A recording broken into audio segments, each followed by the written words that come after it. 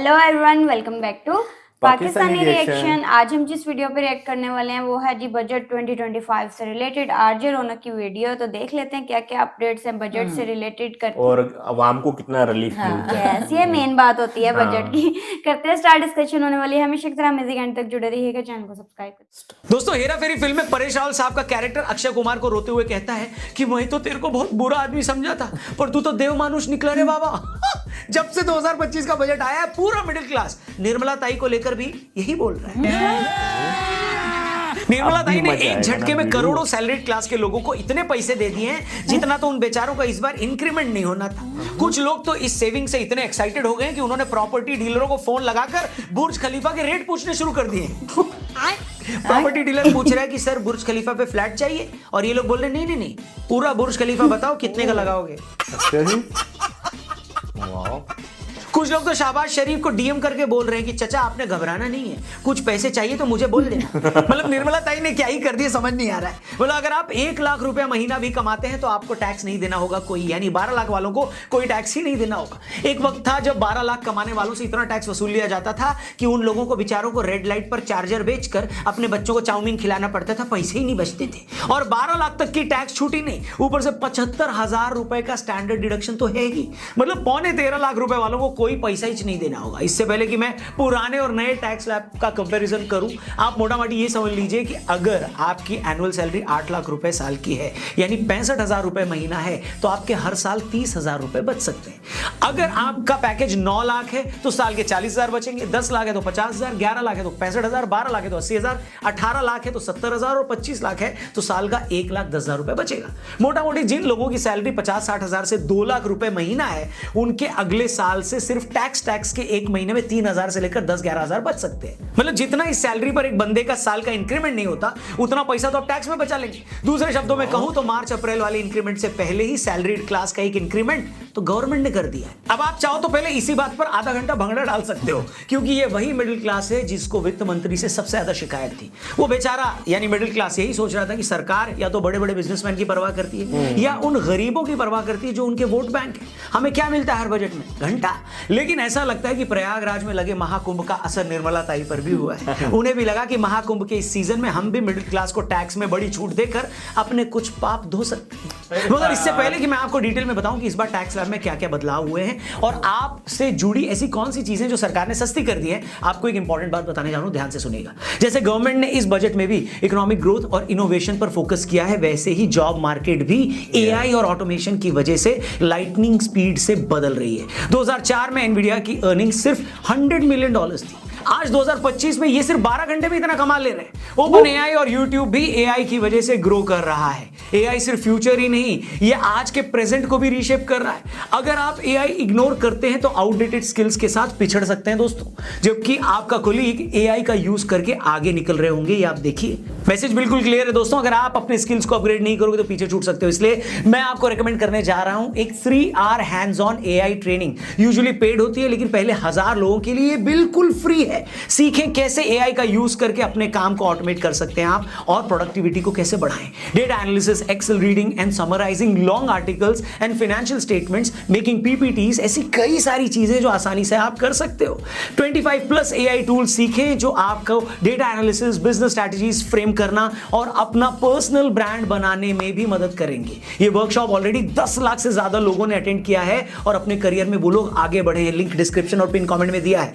अभी जाकर वहां पर रजिस्टर करिए और व्हाट्सएप ग्रुप को भी ज्वाइन करिए ताकि टाइमली अपडेट्स आपको मिलेंगी। All the best. वीडियो में आगे बढ़ते हैं। तो दोस्तों, बात यह है कि जैसे ये बजट सामने आया है, पूरा विपक्ष ये बोलकर इस बजट का विरोध कर रहा है कि ये बजट तो बेरोजगारी बढ़ाने वाला है। जब हमने पूछा कि बेरोजगारी कैसे, तो उनका जवाब था कि इस बजट में सरकार ने मिडिल क्लास को इतना कुछ दे दिया है कि अब विपक्ष के पास बोलने के लिए कुछ बचा ही नहीं है और विपक्ष बेरोजगार हो गया है।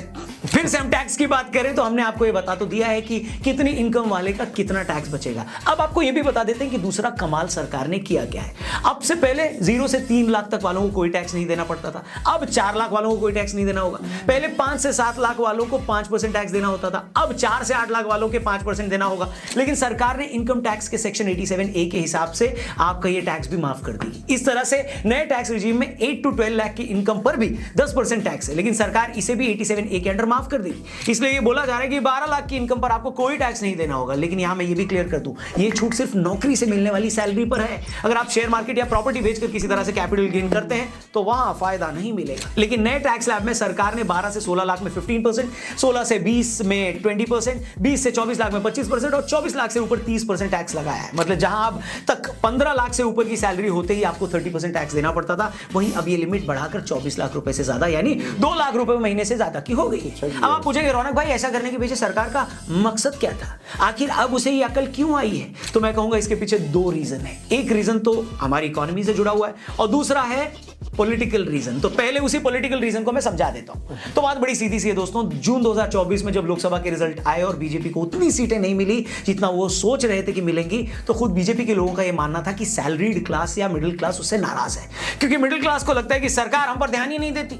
अब इसे काउंटर करने के लिए कुछ तो करना था, इसलिए टैक्स में ये इतनी बड़ी रिबेट दी गई है। क्योंकि सरकार को यह बात भी समझ में आ गई कि भाई भले ही इस देश में इनकम टैक्स देने वाले लोग कम हैं और देश की आबादी के मुकाबले इनका परसेंटेज भी छोटा है, लेकिन ये वो लोग जो ओपिनियन मेकर हैं, यही वो लोग हैं जो सोशल मीडिया से लेकर मेन स्ट्रीम मीडिया में सबसे ज्यादा एक्टिव हैं, वहीं पर ये सबसे ज्यादा हल्ला काटते हैं। इसलिए अगर हमने इस क्लास के लिए कुछ अच्छा भी किया तो उसी ओपिनियन को बनाने में मदद भी मिलेगी। दूसरे शब्दों में कहूं तो जो जून में आप लोगों ने 30-40 सीटें कम देकर सरकार को झटका दिया है, आज मिली टैक्स रिबेट उसी झटके का रिवॉर्ड है। अब आते हैं दूसरे रीजन पर, वो पूरी तरह इकोनॉमिक है। दरअसल कुछ टाइम से कंज्यूमर मार्केट में स्लो डाउन है, जिसे मार्केट की भाषा में एफएमसीजी सेक्टर कहते हैं। तो सरकार का आइडिया ये भी था कि जब हम लोगों को ये टैक्स रिबेट देंगे और उनको हर महीने 5 से 10 हजार रुपए अगर उनके बचेंगे तो वो बाजार में जाकर ज्यादा खरीदारी करेंगे। तभी आप देखेंगे कि बजट आते ही एफएमसीजी और ऑटो सेक्टर में उछाल आया है, क्योंकि बहुत से लोग हैं जो महीने के बचे इन्हीं 5-7 हजार रुपयों से छोटी छोटी गाड़ी की किश्त भी बंधवा लेंगे, बाजार में जाकर वो चीजें खरीदने लगेंगे जो अब तक नहीं खरीद रहे थे। इतना ही नहीं, सरकार ने बहुत सारी ऐसी चीजें भी इस नए बजट में सस्ती कर दी हैं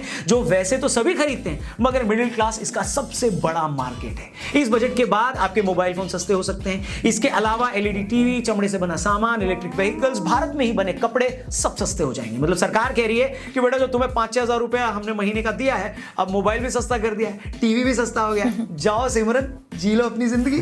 मिडिल क्लास आदमी के अलावा सरकार ने बुजुर्गों, किसानों, महिलाओं और यंग लोगों के लिए भी कई बड़े ऐलान कर दिए। हम ज्यादा डिटेल में नहीं जाएंगे, लेकिन मोटी मोटी बातें आप समझ लीजिए। अब होता यह था कि बुजुर्गों को अगर कोई इंटरेस्ट से इनकम होती थी तो सरकार उस पर 50,000 की छूट टीडीएस पर देती थी। अब ये लिमिट बढ़ाकर 1 लाख कर दी। जो लोग टैक्स फाइल करना भूल जाते थे वो पिछले 4 सालों का आईटी रिटर्न एक साथ फाइल कर सकते हैं। सबसे बड़ी बात, सरकार ने बहुत सारी कैंसर की दवाइयां सस्ती कर दी। अगले 3 साल में भारत के सभी जिलों में कैंसर के डे केयर सेंटर बनाए जाएंगे। इस साल बिहार में इलेक्शन है तो सरकार ने बिहार को इतना कुछ दे दिया है कि शहबाज शरीफ भी प्रेस कॉन्फ्रेंस करके बोल रहे हैं कि पाकिस्तान भी बिहार में ही आता है और उसका असली नाम पश्चिमी बिहार है। सरकार ने बिहार में national institute of food technology बनाने का ऐलान किया है। बिहार आईआईटी को एक्सपांड करने का भी प्लान है। बिहार को ही ध्यान में रखते हुए एक मखाना बोर्ड भी बना रहे हैं। हालांकि राहुल बाबा कह रहे थे कि मखाना कौन खाता है, बनाना ही था तो चिली पनीर बोर्ड या फिर मलाई चाप बोर्ड बनाया जाता है कि नहीं। इसके अलावा सरकार ने टीडीएस से जो इनकम होती थी उस पर टीडीएस की रिबेट को 6 लाख रुपए तक कर दिया। किसानों के क्रेडिट कार्ड की लिमिट को 3 लाख से बढ़ाकर 5 लाख कर दिया। अगर कोई किसान डेयरी और मछली पालन करना चाहता है तो उसे 5 लाख रुपए तक का लोन भी मिलेगा। युवाओं के लिए अगले 5 साल में मेडिकल की 75,000 सीटें बढ़ाई जाएंगी। देश के 23 आईआईटी इंस्टीट्यूट्स में देश में 6500 सीटें बढ़ाई जाएंगी। वहां पर सभी सरकारी मिडिल स्कूलों और प्राथमिक स्वास्थ्य केंद्रों को ब्रॉडबैंड से कनेक्ट किया जाएगा। युवाओं के लिए अगले 5 साल में मेडिकल की 75,000 सीटें बढ़ाई जाएंगी। एमएसएमई के लिए लोन गारंटी की लिमिट को 5 करोड़ से बढ़ाकर 10 करोड़ कर दिया गया। मुझे पता है आप में से कुछ लोगों का इंटरेस्ट टैक्स स्लैब और टैक्स में मिली रिबेट के अलावा किसी चीज में नहीं होगा, और वो मैं समझ भी सकता हूं क्योंकि हम सब ऐसे ही हैं। लेकिन कभी कभी हमारे लिए एज ए कंटेंट क्रिएटर ये बताना जरूरी हो जाता है ताकि आप सबको पता लगे कि एक बजट कितने लोगों को इंपैक्ट करता है और कैसे ये बजट देश की तस्वीर बदलता है। ओवरऑल जितने भी एक्सपर्ट्स को मैंने अब तक सुना है वो बजट को अच्छा ही बता रहे हैं। बाकी आप लोग बताओ ना दोस्तों, स्पेशली सैलरीड क्लास अगर देख रहा है, हेलो, आप टैक्स में इतनी रिबेट पाकर खुश हैं या आपको लग रहा है नहीं अब भी कोई कमी रह गई है और आप मन में सोच रहे हैं कि यार निर्मला ताई अगर हर महीने